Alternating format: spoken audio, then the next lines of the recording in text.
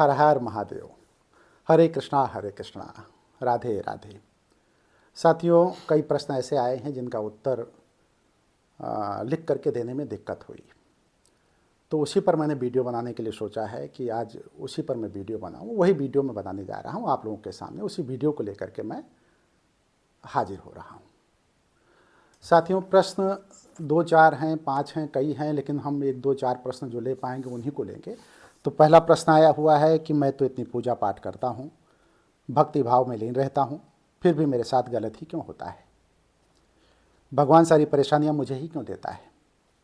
दुष्ट लोग इतने सुखी हैं और धर्मात्मा ही सारे कष्ट क्यों भोग रहे हैं? आखिर ये सब संसार में क्या चल रहा है, क्या हो रहा है और क्यों हो रहा है? ये प्रश्न आया हुआ है। ठीक है, आपका पूछना ठीक है कि पूजा पाठ करने वाले, भक्ति भाव में लीन रहने वाले, उनके साथ मान लीजिए गलत हो रहा है, तो ये मतलब प्रश्न का उठना तो लाजमी है ना। चलिए दूसरा प्रश्न लेता हूँ कि ये दूसरा प्रश्न है कि अच्छे कर्म करने से जब कष्ट ही मिलना है तो क्यों भजूं ईश्वर को, क्यों जपूं ईश्वर को, और क्यों करूं मैं ईश्वर की पूजा, जब वो न्याय ही नहीं कर सकता है या न्याय ही नहीं करता है और पूरी तरह से निष्ठुर हो गया है, बल्कि पत्थर की मूर्तियों में बस कर वो पत्थर ही हो गया है, तो क्यों मानूं मैं ईश्वर को? मतलब ईश्वर को मानने से इनकार करने की बात ये कह रहे हैं। ये 2 प्रश्न मैं भी ले रहा हूं, क्योंकि अगर तीसरा, चौथा, 5वां प्रश्न मैं लूँगा तो वीडियो लंबी हो जाएगी। देखिए, प्रश्न उठना लाजमी है। अक्सर संसार में देखा गया है कि जो ज़्यादा पूजा पाठ कर रहा है, भक्ति भाव में लीन है और पूजा अर्चना, अभ्यर्थना, आराधना, सत्संग, तो कष्ट तो मिलता है। ऐसा नहीं कि कष्ट उसी को मिलता है। ये जीवन चक्र है। कई जन्मों से आप जन्म लेते आ रहे हैं, मतलब कई बार आपका जन्म हुआ है, लाखों बार आप जन्म ले चुके हैं, और उस चक्र में सामान्य मानव ये नहीं समझ पाता है कि उसके साथ ये सब क्यों हो रहा है, क्योंकि वो ये नहीं जान पाता है कि पिछले जन्म के कर्म का जो परिणाम मैं भुगत रहा हूँ वो इसी जन्म से जोड़ लेता है। जैसे कोई भजन, चिंतन, मनन, पूजा अर्चना, अभ्यर्थना कर रहा है और उसके दिमाग में बात है कि मैं तो खूब पूजा कर रहा हूँ और सामने वाला है शाम को दारू पी रहा है, शराब पी रहा है, 2-2 लाख की शराब पी जा रहा है, और वो बड़े बड़े आलीशान कोठियों में रह रहा है और बड़ी बड़ी गाड़ियों से चल रहा है। तो उसके जलवे को देख कर, उसके रुतबे को देख करके, अब जिसको हमारी भाषा में, आजकल की भाषा में, यूपी, बिहार, झारखंड, छत्तीसगढ़ में तो भौकाल बोला जाता है, कि उसके भौकाल को देख करके लोग ये कहते हैं कि भाई वो सारे गलत काम करता है, उसकी नीयत अच्छी नहीं है, उसके विचार भी अच्छे नहीं हैं और उसकी संगत भी अच्छी नहीं है। शराब में धुत रहता है, शाम को तो उसको पीना ही पीना है, महंगी महंगी दारू पीना है, लेकिन ज़िंदगी के ऐसो आराम से गुजर रहा है। धन या लक्ष्मी की कृपा उसके ऊपर बरस रही है। और जो पूजा पाठ में लीन है, जो पूजा पाठ में अब पूरी तरीके से अपने को या सत्संग कर रहा है या फिर पूजा अर्चना अभ्यर्थना कर रहा है, तो उसको कष्ट क्यों हो रहा है? लाजमी बात है ये। देखिए, एक कहानी मैं पहले बताऊंगा, छोटी सी कहानी है, उस कहानी को मैं कह दूं तो उसके बाद शायद अर्थ स्पष्ट हो जाए। जो है, 2 भाई थे, एक बड़ा था एक छोटा था, सगे भाई थे दोनों। एक सत्संग में रहता था बड़ा वाला, छोटा वाला सत्संग नहीं करता था, वो दारू, गांजा, अफीम, चरस, भांग पीता था। और यहाँ तक कि वो जितने दुनिया के गलत कृत्य थे, जैसे जुआ खेलना, उसके अलावा वो नर्तकियों के कोठे पर भी जाता था। वो कोई ऐसा काम नहीं था जो वो ना करता रहा हो। और बड़ा भाई जो है वो सत्संग करता था, कहीं साधु संत ऋषि मुनि या किसी भी सज्जन पुरुष के पास बैठ करके वो तमाम भाव को ग्रहण करता था कि जीवन क्या है, और ईश्वर की आराधना, पूजा अर्चना, अभ्यर्थना करता रहता था। लेकिन बड़े भाई को हमेशा कष्ट रहता था, छोटा भाई बड़ा आनंदित था। छोटा भाई इतना आनंदित था कि बार बार बड़े भाई को टोकता रहता था कि तू क्यों व्यर्थ में पूजा पाठ करता है, ईश्वर को क्यों मानता है, और निरर्थक ईश्वर को मानने से कोई फ़ायदा नहीं है। मुझे देख, मैं दुनिया के ऐश्वर्य भोग रहा हूँ, सारी चीज़ें, मैं दुनिया की कोई भी चीज़ ऐसी नहीं जिसका भोग मैं ना भोग रहा हूँ, और मुझे आनंद आ रहा है जीवन को जीने में, और तू कष्टों से गुजर रहा है। तेरे कष्ट को देखकर मुझे दुख होता है। आज भी तू सुधर जा, इसलिए सुधर जा कि ईश्वर नहीं है, ईश्वर में आस्था रखने का कोई मतलब नहीं है, और ईश्वर में भजन, चिंतन, मनन करने से अपने समय को तू गंवा रहा है, और समय को गंवाने का कोई अर्थ नहीं है, जिंदगी भर तू परेशान रहेगा। इस तरीके का उपदेश छोटा भाई बड़े भाई को देता रहता था। एक दिन की बात है, बड़ा भाई गया हुआ था, छोटा भाई भी घर से बाहर निकला हुआ था। छोटा भाई सत्संग करने गया था, उसको पता चला था कहीं साधु का वो सत्संग चल रहा है, तो उसमें वो चला गया था। रात काफ़ी हो गई, लौटते समय जो है एक अरहर का खेत होता है, तो अरहर के खेत से निकल रहा था वो, तो उस अरहर के खेत से निकलते हुए खूंटी होती है अरहर में, जो कि पैरों में धंस जाती है तो अंदर तक चली जाती है। तो खूंटी उसके पैरों में धंस गई, और जब पैरों में धंसी तो उसको अथाह वेदना हुई, खूंटी आर पार चली गई, मतलब पंजे से घुसी और ऊपर तक चली आई जो है। तो उसको दर्द हुआ, तकलीफ हुई, और वो रोता हुआ, बिलखता हुआ, या फिर पीड़ा सहता हुआ जो है अपने घर पहुँचता है। उसी समय उसका छोटा भाई भी पहुँचता है। वो पूछता है क्या हो गया, दर्द क्यों हो रहा है तुम्हें?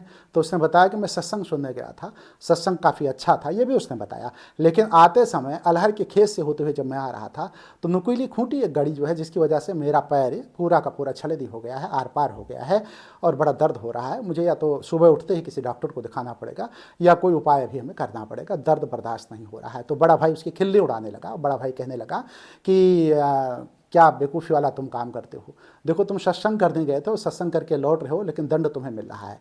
तुम्हारे पैरों पे खूंटी गड़ गई, अरहर की खूंटी धंस गई, और आज की स्थिति यह है कि तुम जो है दर्द से कराह रहे हो। जबकि मुझे देखो, मैं नर्तकी के कोठे से आ रहा हूँ, मैंने खूब बड़ी महंगी शराब पी है, और उसके अलावा मैं अच्छा भोजन करके आ रहा हूँ, जीवन का आनंद ले रहा हूँ, और आनंद ले करके मैं कितना आनंदित हूँ। और आनंदित ही नहीं हूँ, आते समय जानते हो, आते समय मुझे उसने एक बड़ा चमचमाता हुआ जो है एक मतलब हार दिया, कहा देख ये हार मुझे रास्ते में मिला है।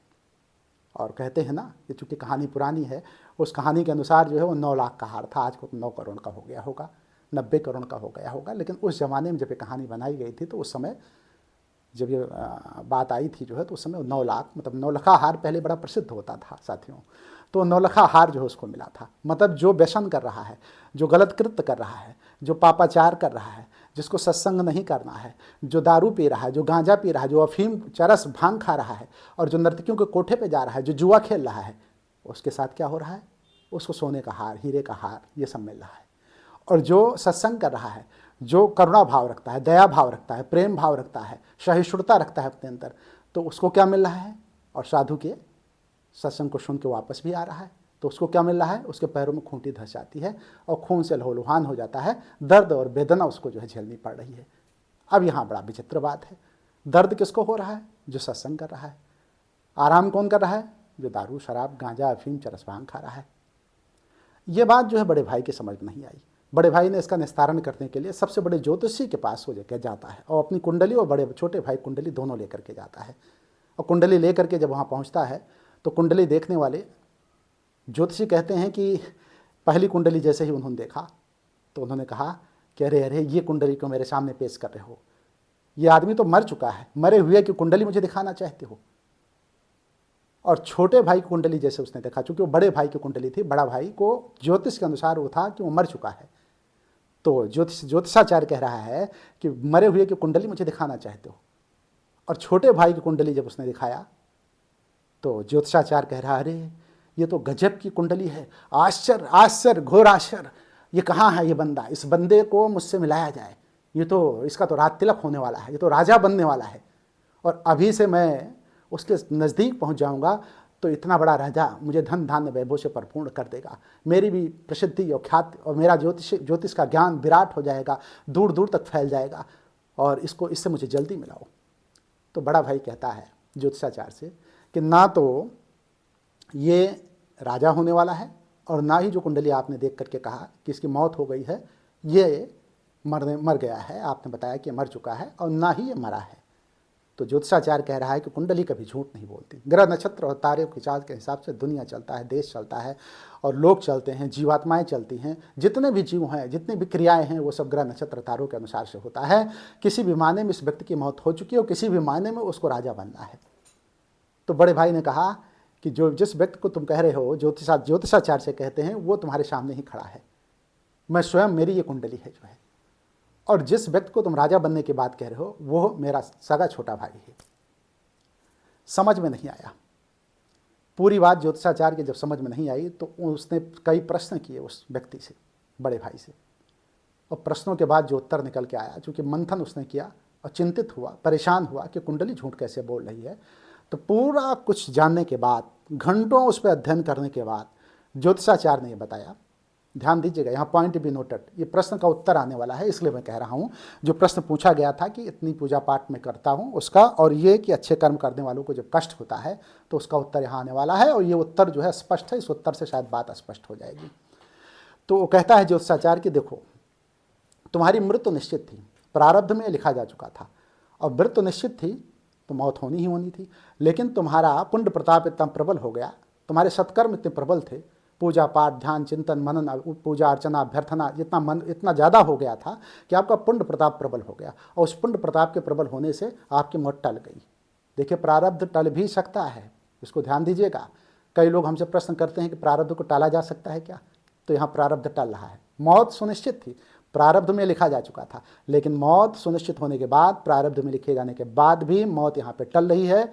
इस बात को आप पॉइंट कर लीजिएगा, नोट कर लीजिएगा, राइट। अब दूसरी सबसे बड़ी बात है, उसने कहा कि जो छोटा भाई है ना आपका, उसको राजा बनना था, उसका राजतिलक होने वाला था, और कल ही होने वाला था। जिस दिन वो हीरे का हार पाता है ना, तो जब उसका पुण्य प्रताप क्षरण हुआ, पूर्व जन्म के कर्म इतने प्रबल थे उसके कि प्रारब्ध उसका मजबूत था, और प्रारब्ध मजबूत होने के नाते इस जन्म में उसको राजा बनना था। लेकिन उसका पुण्य प्रताप उसके कुकृत्य के कारण, उसके विकर्मों के कारण, उसके गलत आचरण के कारण, उसके इन तमाम कृत्यों के कारण उसका पुण्य प्रताप क्षीण हो गया। और जब पुण्य प्रताप क्षीण हुआ तो प्रारब्ध जो है उसका जो है कमज़ोर हो गया। प्रारब्ध जो है वो यहाँ पर पुण्य प्रताप क्षीण होने की वजह से वो राजा नहीं बन पाया, राजा प्रारब्ध में बनना तय था। तो यहाँ पर वो सिर्फ 9 लाख के हार को पा करके ही जो है उसको देखिए, उसको मिला, प्रारब्ध का फल उसको मिला। तो प्रारब्ध का फल जब उसको मिला तो पुण्य प्रताप क्षीण होने की वजह से सिर्फ 9 लाख हीरे का मिला, उसकी मौत होनी थी, और उसका पुण्य प्रताप इतना प्रबल हुआ कि उसकी मौत टल गई।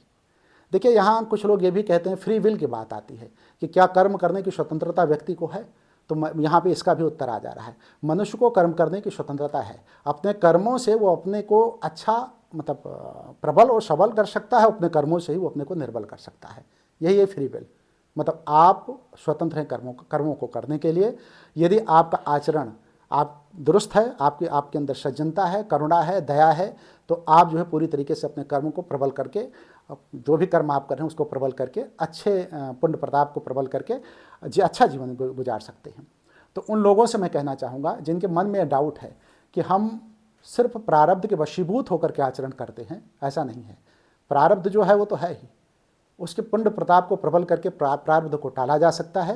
और यदि प्रारब्ध में आपके लिखा गया है कि आपको राजा बनना है तो आप फकीर भी बन जाओगे, इसको भी नोट करके रखिएगा। जो है मैं सिर्फ इतना कहना चाहूँगा कि पूजा पाठ भक्ति भाव से ही आपका कल्याण होने वाला है। यदि आप पूजा पाठ भक्ति भाव करते हैं, सज्जनता आपके अंदर है, दया आपके अंदर है, तो आपके साथ कभी भी कोई बुरी घटना नहीं घटित होगी। और अगर कोई बुरी घटना घटित हो रही है तो इसका मतलब आपको और अधिक नीचे गुजरना था, और अधिक नीचे जाना था, लेकिन आपके इस समय के कर्म इतने प्रबल हो गए कि जिसकी वजह से यहीं पर आप रुक गए, आपका क्षरण नहीं हुआ। जब मौत को टाला जा सकता है तो किसी चीज़ को भी टाला जा सकता है। इसलिए मैं कहता हूँ, उन लोगों से मैं कहना चाहूँगा जो व्यापार में असफल हो गए हैं, बिजनेस में पूरी तरीके से उनकी कमर तोड़ दी है, तो उनको मैं कहना चाहूँगा कि अपने तमाम चीज़ों पर ध्यान देते हुए अपने व्यापार को मजबूत कर लें। मैं उन लोगों से कहना चाहूँगा जिनकी शादी नहीं हुई है और शादी हुई है तो पति पत्नी में भी विवाद है, तो उनसे मैं कहना चाहूँगा अपने आचरण को दुरुस्त करके अपने जीवन को सुखी बना सकते हैं। और मैं उन लोगों को भी ये कहना चाहूँगा जो गलत सत्संग की वजह से, मतलब सत्संग नहीं कहा जाएगा, कुसंग कहा जाएगा, गलत संगत की वजह से, मतलब कुसंग की वजह से वो पूरे जीवन को नर्क में बना लिए हैं, तो उनसे भी मैं कहना चाहूँगा कि सत्संग अच्छा कर लें और अच्छे लोगों के सानिध्य में रहें। और अच्छे अगर यूट्यूब भी देख रहे हैं, पढ़ाई भी कर रहे हैं, तो अच्छी चीज़ों को केवल वो सर्च करें, खोजें, ढूंढें, पढ़ते समय पढ़ें। और यदि वीडियो देख रहे हैं तो भारत खंडे 9 जैसी वीडियो भी देखें, ये भी मैं आपसे अनुरोध करूंगा। कारण क्या है, इससे कुछ ना कुछ चीज़ें आपको मिलेंगी, इसको हल्के में ना लें। इसलिए ना लें जो है कि चीज़ें बेहतर करने के लिए, अपने जीवन को परिवर्तित करने के लिए कहीं ना कहीं आपको अच्छी चीज़ों का सामना करना पड़ेगा और देखना पड़ेगा, उससे आपके मन मस्तिष्क पर प्रभाव पड़ेगा। तो मैं यही कहना चाहूँगा कि कोई भी व्यथा है, पीड़ा है, दर्द है, दंश है, तकलीफ है, किसी भी तरीके की परेशानियों से आप जूझ रहे हैं, तो उसके लिए यदि आप तमाम जगहों से ज्ञान प्राप्त कर लें, किताबों के माध्यम से, यूट्यूब के माध्यम से या किसी भी तरीके से, तो हो सकता है नहीं बल्कि पूर्ण मैं विश्वास के साथ कह रहा हूं कि आपका जीवन परिवर्तित हो जाएगा। तो यहाँ इस प्रश्न का उत्तर करीब करीब आ चुका है। साथियों, किसी भी तरीके का अगर इसमें आपको कोई डाउट हो, प्रश्न में जो प्रश्न पूछा गया था, जो उत्तर आया है, तो आप कमेंट बॉक्स में जा करके प्रश्न कर सकते हैं और मैं कोशिश करूँगा कि उसको अगले वीडियो के रूप में ही ये अगले मतलब एपिसोड में लूँ मैं।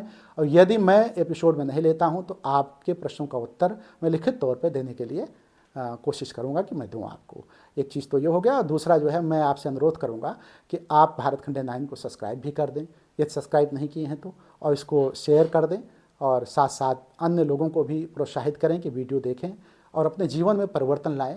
और यदि कोई प्रश्न हो तो उस प्रश्न को करें, और यदि कोई प्रश्न नहीं है तो मैं आपसे अनुरोध करूंगा कि इसमें सिर्फ और सिर्फ इतना लिख दें, हर हर महादेव। और जाते जाते मैं सिर्फ आपसे यही कहूँगा, अपनी वीडियो को समाप्त करते हुए, कि मैं बार बार कहता हूँ कि जब हर हर महादेव कहता हूँ तो उसी के बहाने मेरा भी प्रबल पुण्य प्रताप प्रबल होता है, और इसी बहाने जब आप हर हर महादेव लिखेंगे तो आपका भी पुण्य प्रताप प्रबल होगा। और कोई भी बिगड़े काम होंगे तो हर हर महादेव में इतनी ताकत है, भगवान भोलेनाथ में इतनी ताकत है, भगवान शिव में इतनी ताकत है कि वो कार्य आपका पूरा होगा ही होगा, इसमें कोई दो राय नहीं है।